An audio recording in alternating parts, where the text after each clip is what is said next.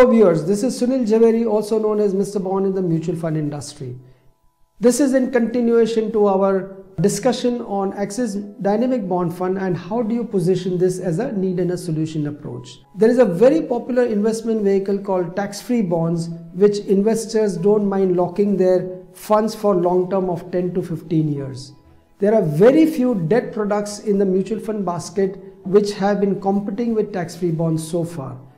Axis Dynamic Bond Fund will fit into this category exceedingly well.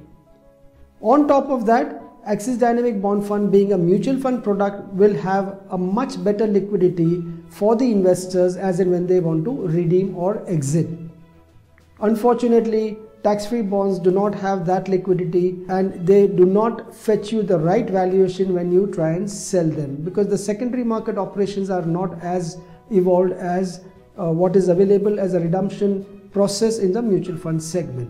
So please treat this as an alternative to tax-free bonds.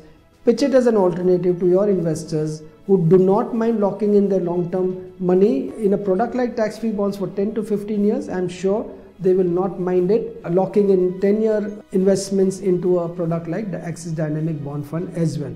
Why do we have to depend only on equity as an asset class to meet different goals of the investors? In asset allocation, as we all know, there is equity as an asset class and there is debt as an asset class as a combination which the investors invest in. So we can treat Axis Dynamic Bond Fund to generate wealth for different needs of the investors, which can vary from education to marriage to retirement to creating a second source of income, etc.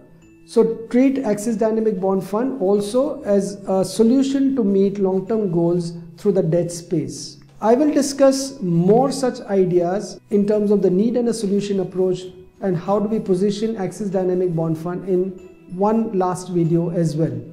Thank you so much.